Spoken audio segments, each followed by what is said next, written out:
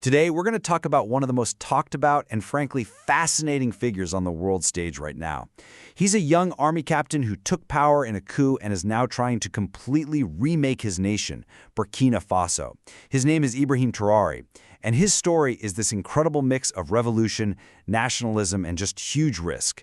And it's all happening as we speak. I mean, right from the get-go, he set an absolutely defiant tone. This quote, it basically tells you everything you need to know about his mission. It's a total, complete break from what he calls Western slavery and a fight for absolute sovereignty no matter what it takes. So it really makes you wonder, who is this guy?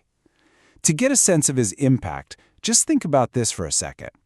Who is the youngest head of state in the entire world right now? Well, you're looking at him, Ibrahim Traoré. He's this figure who really seems to represent a brand new, way more assertive generation of African leaders, one that is just not apologizing for challenging the old world order. Yep, 34. When he took power back in 2022, he was just 34 years old. That made him the youngest leader on the planet. And listen, that's not just a trivia fact. His youth is absolutely central to his appeal. It connects with a huge young population that was just sick and tired of the way things were. And this is where it gets really interesting, because he's something of a puzzle. Sources say he's actually shy, intensely private. You never see him in public with his family. But then you get this public persona of just undeniable strength. He's always in his military uniform. And he doesn't shake hands. Nope. He greets you with a revolutionary fist salute, which is a direct nod to his hero, the legendary anti-colonial leader Thomas Sankara. Okay, so to really get Traoré, you've got to understand his country, Burkina Faso. The name itself means land of upright men. It's right in the strategic heart of West Africa and has this incredibly rich, really complex history. The nation is home to a ton of diverse ethnic groups. The Masi are the majority.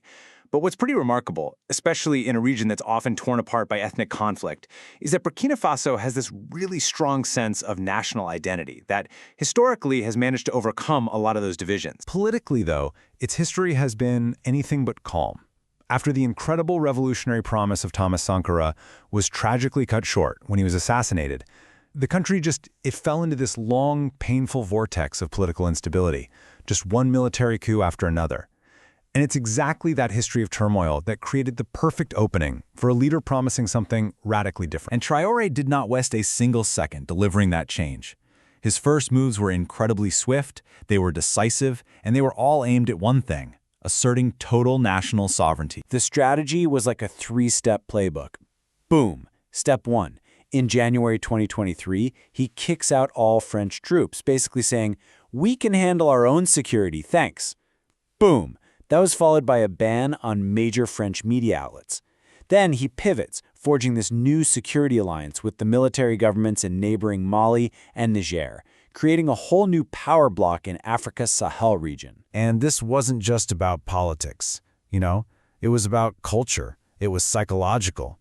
He ordered the country's judges to get rid of their old French and British-style judicial robes and instead wear clothes made from traditional Faso Dan Fani fabric.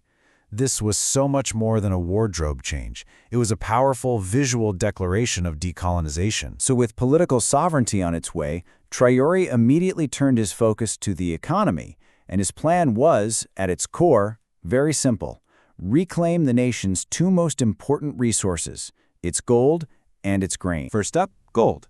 This stuff makes up over 70% of the country's entire export earnings. But for decades, almost all of that wealth was just flowing out of the country, not staying in it. Traoré was absolutely determined to reverse that flow. And his strategy was aggressive. He just stopped all raw gold exports, period.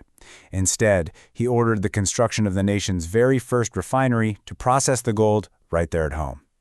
Then he went ahead and nationalized two major mines. And, in a very clear signal of his new foreign policy, he granted a new operating license to a Russian firm. But his economic revolution wasn't just about what's buried in the ground. The change in agriculture has been, well, it's just staggering. Look at that number for cotton production. That is not a typo. In just 2 years, it exploded from a mere 9,000 tons to over 1 million tons. That's the result of a massive state-led push in agriculture. And it wasn't just cotton. production of staple foods like rice and tomatoes saw major growth too. This was all driven by a really practical strategy: get farmers better equipment and better seeds, and at the same time build new infrastructure like the country's first ever tomato processing factories. So you've got more money coming in from gold and you're growing more of your own food. What does the government do with all that? It started a massive investment campaign in national development, funneling these new resources directly into projects that targeted the everyday needs of its people. And you can really see the results in healthcare. We're not talking about abstract policies here. We're talking about 15 brand new mobile clinics for remote areas, new oxygen production units, thousands of solar-powered fridges to keep vaccines safe, and even a program offering 4,000 free surgeries. This is how you turn economic nationalism into tangible, popular support. But maybe Traoré's most ambitious plan is also his most unexpected one. In a move that absolutely stunned observers, he partnered with Russia to bring nuclear technology to the Sahel. And its purpose? Not weapons, agriculture. Yep, you heard that right.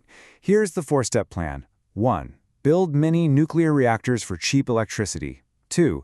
Use that power and nuclear science to supercharge your farming. Better fertilizers, better seeds, better irrigation. 3. Train your own engineers in Russia to run it all. And 4, finally, bring the manufacturing of farm equipment home. It's an absolutely audacious leap towards complete food self-sufficiency. So all of this, the political breaks, the economic overhaul, these incredibly ambitious projects, all of it has happened in just a few short years. And it just begs the question, what does the future hold? This quote from an analysis by African media really captures the widespread feeling on the ground. To his many, many supporters, Traoré has delivered more real, tangible change in 2 years than his predecessors did in decades. He's restored this powerful sense of national pride. But, as we saw, Burkina Faso is a country with a deeply turbulent political history. Traoré has already survived reported coup attempts, and the challenges he faces are just immense. And that leaves us with the ultimate question. Can this revolution, driven by one fiercely determined captain, finally be the one to break that cycle of instability? For now, that answer is still being written.